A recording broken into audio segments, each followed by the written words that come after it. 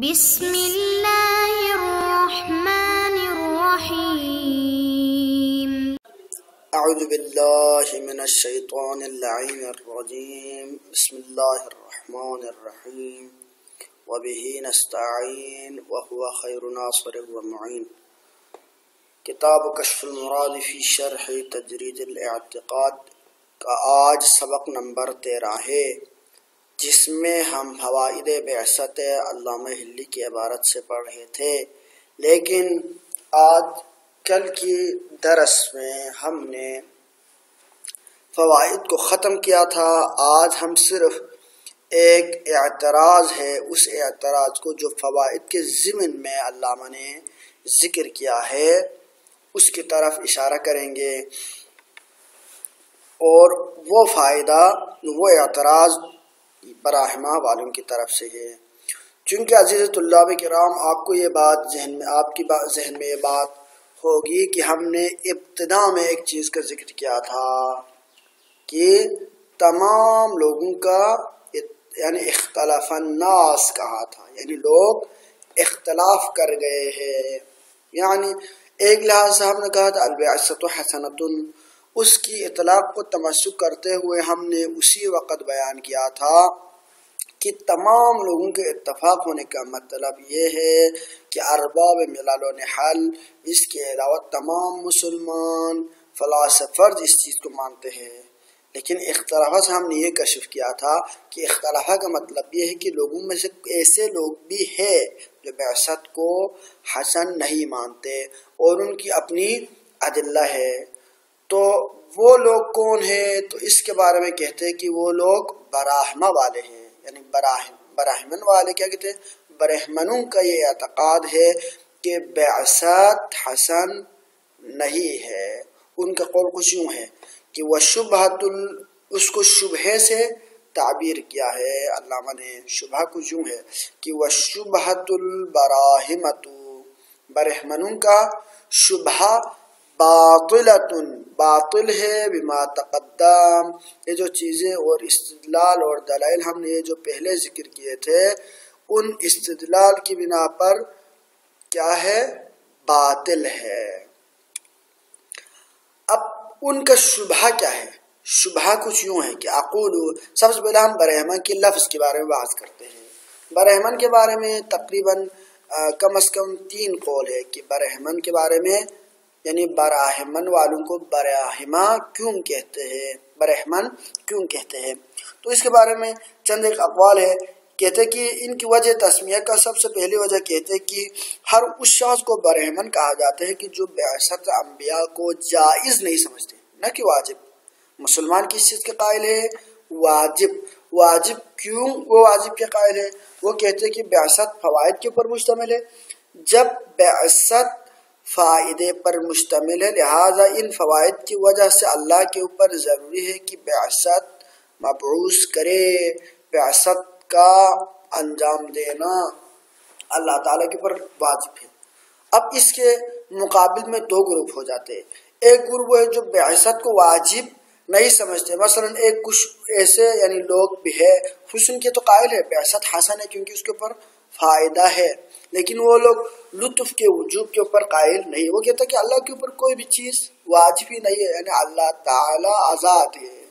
لیکن جو لوگ اس کو واجب قرار دیتے ہیں، ان کا مطلب یہ نہیں کہ اللہ تعالیٰ جس طرح ایک مسلمان بطور مکلف اس کے اوپر کچھ چیزیں واجب اور لازم بن جاتی ہے، یہ واجب اور لازم ہونا بطور مکلف بنتے ہیں، لیکن اللہ تعالیٰ کے اوپر یہ جو وجوب ہے، ہم کہتے ہیں کہ جب اللہ تعالیٰ کے اوپر واجب، تو اس کا مطلب یہ نہیں کہ اللہ تعالیٰ مکلف بنا ہو، اللہ تعالیٰ مجبور ہو۔ یعنی مسلمان، اگر ایک مسلمان مکلف ہو، اس کے اوپر ایک امر واجب ہو، اگر اس امر کو انجام دے تو اس کو ثواب ملے گا، انجام نہ دے تو عقاب ملے گا۔ لیکن اللہ تعالیٰ کے اوپر واجب ہونے کا مطلب یہ نہیں کہ نعوذ باللہ اللہ تعالیٰ کے اوپر محاسبہ ہو اس امر کے انجام دینے اور نہ دینے کے لحاظ، بلکہ اللہ تعالیٰ کے اوپر واجب ہونے کا مطلب یہ ہے کہ اللہ تعالیٰ اس چیز کو انجام نہ دے تو نہ کچھ لازم آتا ہے، لہٰذا اس چیز کا انجام نہ دینے کا معنی ہی نہیں بنتا ہے، کیونکہ اللہ تعالیٰ کے کمال کا تقاضا ہے کہ وہ چیز انجام پانی چاہیے۔ اس کی مثال کچھ یوں ہے کہ ایک بندہ جو مثلا دنیا میں متقی نمبر 1 ہو، متقی نمبر 1 ہو، سپر پاور نمبر، یعنی علمی لحاظ سے متقی اور علمی لحاظ سے بلند پائے کا ہو۔ اب مسلمانوں کے ہاں ایک چیز ہے کہ مثلا راستے میں یعنی اس سے گالی نکالنا، یا پورے مجمع میں ایک ایسی چیز جو شراب، مثلا شراب مسلمانوں کے ہاں وہ حرام ہے، تو سب تمام لوگوں کو دکھاتے ہوئے وہ بندہ کھلا کھلا، اور مثلا ایک امام کعبہ کی مثال لے رہا ہوں، امام کعبہ جو مثلا مسلمانوں کے یعنی اکثریت کے ہاں یہ چیز اس کو ایک بہترین اور کیا مانا جاتی ہے، ایک عظیم شخصیت مانی جاتی ہے، تو وہ بندہ یا مسجد نبوی کا امام، وہ بندہ کیا جائے محراب میں جا کے کھلا شراب پی لے، یہ تصور نہیں کر سکتے مسلمان۔ ایک جو مسلمان جو ان کے عقیدت کا قائل ہے، وہ ان لوگوں سے یہ چیز واحد ہے۔ اسی طرح یعنی ایک مکتب تشیع کے ہاں مسلمانوں میں مکتب تشیع کے ہاں ایک مقدس اور عظیم شخصیت شمار ہوتی ہے آیت اللہ خامنائی۔ اب جو لوگ ان کے معتقد ہیں ان کے ہاں یہ بھی متصور نہیں ہے کہ وہ اس چیز کو تصور کرے کہ فلانا اگر رہبر محراب میں جا کر اس طرح کا کوئی قبیح فعل انجام دے دے، یہ ان کے ہاں، ان کے معتقدین کے ہاں کیا ہے، یہ بعید امر ہے، یہ وہ لوگ تصور ہی نہیں کر سکتا، ایسی فعل کا ان سے توقع ہی نہیں ہوتا ہے، یہ محال ہے۔ کیا یہ محال عادی تو ہے، کیا یہ محال عقلی ہے؟ محال عقلی نہیں ہے۔ ممکن ہے کہ وہ چیز کہ وہ ان سے یہ فعل صادر ہو جائے، ممکن ہے، وہ لوگ یہ کام کر تو سکتے ہیں، لیکن نہ کرنا محال عادی ہے۔ لیکن جب ہم کہتے ہیں کہ اللہ تعالی کے اوپر یہ چیز واجب ہے، تو یہ ایک لحاظ سے محال یعنی اللہ تعالیٰ کے اوپر وجوب عقلی بن جاتی ہے۔ وجوب عقلی کا مطلب یہ کہ ایک تو وجوب شرعی اگر اس کے کرنے سے ثواب نہ کرنے جگہ پہ، لیکن اللہ تعالیٰ کے اوپر کوئی مواخذہ نہیں ہے، اور دوسری طرف سے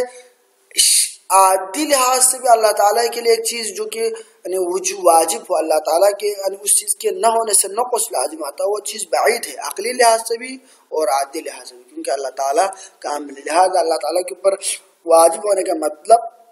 عقلی پیرائی کے مطابق اس چیز کا ہونا محال ہے، لہذا عقلی پیرائی کبھی تبدیل نہیں ہوتا ہے۔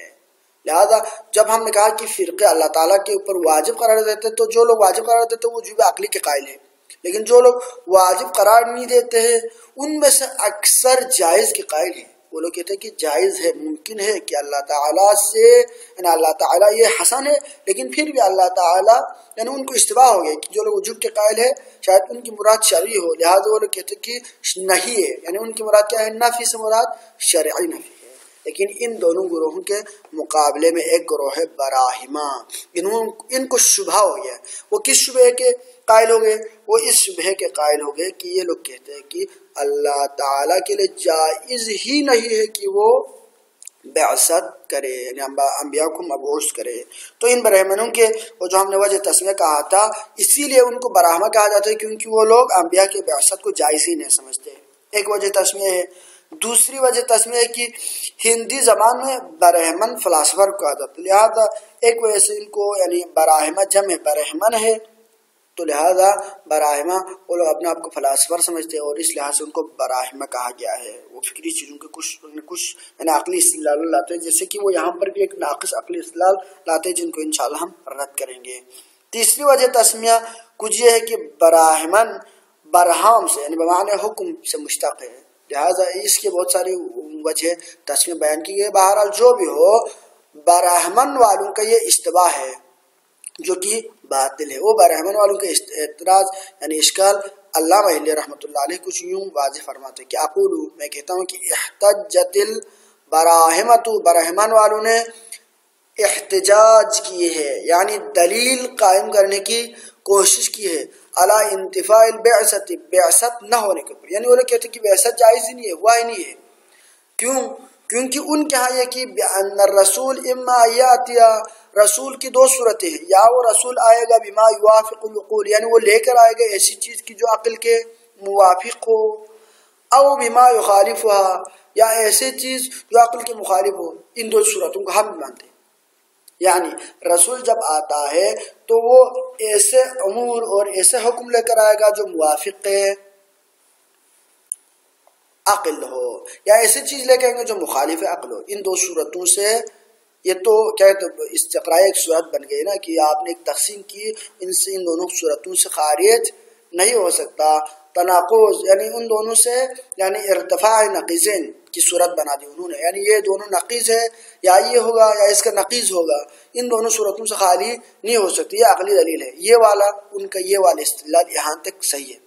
اب ان کی مزید استدلال آگے وہ کیا کہتے ہیں، وہ کہتے ہیں کہ فَإِن جَاءَ، اگر یہ نبی آئے بما یوافق العقول، ایسی چیز لے کے آئے جو عقل کے موافق ہو، تو اس صورت میں لم یکن الیہ حاجت، جب عقل نے بتا دیا تو نبی کی ضرورت ہی نہیں رہی، نبی کی طرف محتاج ہی نہیں ہے۔ چلے محتاج نہیں ہے لیکن آئے ہیں، وہ لوگ اس کے قائل ہیں نا کہ وہ کہتے ہیں کہ جائز نہیں، آیا ہی نہیں ہے، تو ہم یہاں تک تو وہ لوگ ثابت کرنے کی کوشش کی کہ انہوں نے کہا کہ اس کی طرف ضرورت نہیں یعنی محتاج نہیں ہے، لیکن ولا فائدہ تفی، آگے جا کہتے ہیں کہ جب عقل نے پہلے بیان کیا کہ نبی کے آنے کی ضرورت نہیں، چل آپ کے بقول آیا ہو لیکن آنے کا فائدہ نہیں ہے، یعنی آئے تب الٹا نقصان ہے، فائدہ نہیں ہے، یہ اس صورت میں اگر وہ موافق عقل حکم لے کر آئے ہیں۔ لیکن اگر دوسری صورت کے قائل ہو جائے وَإِن جَاءَ بِمَا يُخَالِفُ الْعُقُولَ، اگر اس فرض کے ہم قائل ہو جائے کہ نبی مخالف عقل حکم لے کر آئے ہو، تو اس صورت میں کیا ہوگا، وَجَبَ رَدُّ قَوْلِهِ، نبی کے قول کو رد کرنا ہمارے اوپر واجب ہو جائے گا۔ لہذا دو صورتیں، نبی حکم لے کر آئے تو موافق عقل ہو تو فائدہ نہیں ہوا، مخالف عقل ہو تو رد کرنا واجب ہوگا، لہذا کسی بھی صورت میں نبی کے آنے کا فائدہ نہیں رہا، لہذا نبی مبعوث نہیں ہے، نبی ہے ہی نہیں ہے سرے سے، ان کا استدلال عقلی کچھ یوں ہے، لیکن ہم اس کو استدلال عقلی نہیں کہتے، بلکہ ہم اس کو کیا کہیں گے، وَهَذِهِ الشُّبْهَةُ بَاطِلَةٌ، یہ شبہ ہے اور ایسا شبہ ہے کہ جو کہ باطل ہے۔ کیوں باطل ہے؟ اب ہم ان کے بطلان کو بھی بغیر کسی دلیل کے نہیں کہہ رہے، بلکہ کہہ رہے کہ بما تقدم فی اول الفوائد، ان استدلال اور ان فوائد کی بنا پر جو فوائد کی ابتدا میں، فوائد کی جو فہرست میں ہم نے سب سے ابتدا میں جو فوائد کی، انہی سے ان کا استدلال باطل ہو جاتے ہیں۔ وہ کیا ہے، وذالک، اور وہ استدلال کچھ یوں ہے کہ ان نقول، ہم کہیں گے کہ لما لا یجوز ایاتو، یہ کیوں ممکن نہیں کہ نبی لے کر آئے بما، ایسی چیز کی یوافق العقول جو عقل کے موافق ہو، یعنی نبی کا موافق عقل حکم لے کر آنے میں کیا ہے، یعنی اس کا امکان ہے۔ انہوں نے کہا تھا یہ لم یکن الیہ حاجہ، یعنی اگر موافق عقل لے کر آئے تو اس صورت میں عقل جب پہلے بیان کیے تو نبی کے بیان کرنے کا فائدہ بھی نہیں ہے، ولا فائدہ تو بھی، فائدہ ہی نہیں ہے۔ ہم کہتے کہ وہ تکون الفائدہ تو بھی، اس میں فائدہ ہے، فائدہ کیا ہے، التاکید، یعنی یہاں پر تاکید ہو رہی ہے دلیل العقلی، دلیل عقل کے، یعنی ایک دلیل عقلی ہے، عقل نے ایک حکم کو بیان کیا، نبی نے آ کر اسی حکم کو بیان کیا، تو اس کا مطلب کیا ہے، دلیل عقلی کی تائید ہو گئی، تو لہذا فائدہ تو ہو گیا، تائید کا فائدہ مل رہا ہے۔ لہذا ان احکامات کو ہم کیا کہیں گے، حکم ارشادی کہیں گے، اوامر، یعنی کچھ حکم کیا ہے، مولوی ہے، اوامر مولوی کہا جاتے ہیں، کچھ امور ایسے جن کو اوامر ارشادی کہا جاتا ہے، ان اوامر ارشادی ان اوامر اور نواہی کو کہا جاتا ہے جن کا حکم پہلے شارع نے یعنی عقل نے دی ہو، لیکن بعد میں انبیاء اگر اس کی تائید کرے، اسی امر کو دوبارہ بیان کرے، جیسے کہ خود قرآن کے اندر بہت سارے دلائل عقلی کو کیا کیا گیا ہے، نقل کیا گیا، لہذا یہ کس چیز کی دلیل ہے، اس چیز کی دلیل ہے کہ حکم عقل کی تائید ہو رہی، ان کو ہم اوامر ارشادی کہیں گے، اس کے لہذا تاکید کا فائدہ تو ہو گیا۔ او نقول، یا ہم یہ کہیں گے، یعنی ان کی استدلال کو ہم رد کر رہے ہیں، لما لا يجوز ایات بما لا تقتضیہ العقول، یہ کیسے ممکن نہیں ہے کہ عقل یعنی انبیاء ایسے چیز لے کر آئے جس کا عقل سرے سے تقاضا ہی نہ کرتی ہو، جس تک عقل پہنچتی ہی نہیں ہو، ایسی چیز کا لے کر آنا ممکن ہے، ولا تهتدی الیہ، اور جن کی طرف عقل ہدایات نہ کرتی ہو، عقل پہنچتی نہیں ہو، ایسے چیز کا امر لے کر آنا کیوں ممکن نہیں ہے، یعنی آپ کا دعویٰ تو آپ نے کر دی لیکن دعویٰ بلا دلیل ہے، لہذا یہ شبہ ہے۔ اگر آپ کا دعویٰ صحیح ہوتا تب آپ کی استدلال صحیح ہوتا، لیکن آپ کا یہ دعویٰ صحیح نہیں ہے۔ بلکہ بعین یعنی عین ممکن تو کیا یہ بات لازم بھی ہے کہ عقل ایسی چیز کی جس کا عقل کے ہدایت نہ کرتے ان کے لیے نبی مبعوث ہو جائے، یہ لازم ہے نہ کہ جائز نہیں۔ لازم کیوں ہے؟ کیونکہ کچھ ایسے امور ہیں جن کے اندر فوائد ہے لیکن عقل ان کی طرف ہدایت نہیں کر سکتے، تو لہذا انبیاء کی ضرورت رہے گی۔ وَإِن لَمْ يَكُنْ مُخَالِفًا لِلْعُقُولِ، اگرچہ عقل اس کا تقاضا تو نہیں کرتی جن امور کو انبیاء لے کر آتے ہیں ان کا اگرچہ عقل تقاضا تو نہیں کرتے، لیکن لم يكن مخالفا للعقول، عقل کے مخالف بھی نہیں ہے۔ یعنی ایک چیز ہوتی ہے مخالف ہونا، ایک چیز ہوتی ہے موافق ہونا، ایک چیز ہونا جو موافق بھی نہ ہو مخالف بھی نہ ہو، یعنی مخالفت میں تو نہ ہو لیکن موافق ہونا بھی ضروری ہے، یعنی ایک درمیانی صورت بھی ہے۔ بمعنی اس معنی میں کہ اس کا مطلب ہے کہ انہم یا انبیاء لا یأتون بما یقتضی العقل نقیضہ، ایسی حکم لے کر کبھی نہیں آتے کہ جس کے نقیض کا عقل تقاضا کرے۔ مثل کثیر من الشرائع والعبادات، اس کی واضح مثال بہت ساری شریعتیں اور عبادات التي لا يهتدي العقل الى تفصیلها، جن کی تفصیلات کی طرف عقل ہدایات نہیں کرتی، جن کی تفصیلات کے علم عقل کے پاس نہیں ہے، لیکن شریعتوں کے ان تمام چیزوں کو تفصیلاً بیان کرنا اس بات پر دلیل ہے کہ ان کے مخالف عقل تو نہیں لیکن عقل ان چیزوں کی تفصیل کو درک نہیں کر سکتے، لہذا انبیاء نے آ کر کیا ہوا ان چیزوں کو بیان کیا۔ لہذا یہ فوائد بعثت میں سے ایک اہم فوائد ہے۔ لہذا آپ کا یہ کہنا کہ فائدہ ہی نہیں ہے یا آپ کا سراسر یعنی آپ کی جو شبہ ہے وہ ہماری فائدہ نمبر 1 اور 2 سے ہی رد ہو جاتی ہے، یعنی عقل اگر اس چیز کو بیان کی ہو تب بھی اگر شریعت یعنی انبیاء مبعوث ہو جائے تب بھی فائدہ تاکید ہے، لیکن اگر آپ کہیں کہ یعنی جن چیزوں کو عقل یعنی بیان ہی نہیں کرے تو وہاں پر عقل یعنی جہاں تک پہنچ نہیں سکتی وہاں پر عقل کا ابتدائی بیان ہو تو بیان کا فائدہ ہے، جیسے کہ اس کی بہت ساری مثالیں بھی موجود ہیں۔ یہ تو آپ کے پہلے 2 فائدے کے اوپر اعتراض تھا، وہ بھی اعتراض نہیں بنتی ہے، لیکن اس کے علاوہ جو باقی فوائد ہے وہ تو اپنی جگہ پر مسلم اور واضح ہے، لہذا شریعتوں کے فوائد کا کوئی بھی انکار نہیں کر سکتا، اور جب فوائد ہے تو اس کی بعثت حسن بن جائے گا اور اس کا وجوب اپنی جگہ پر باقی رہے گا۔ وصلی اللہ علیہ سیدنا محمد وآلہ الطیبین الطاہرین۔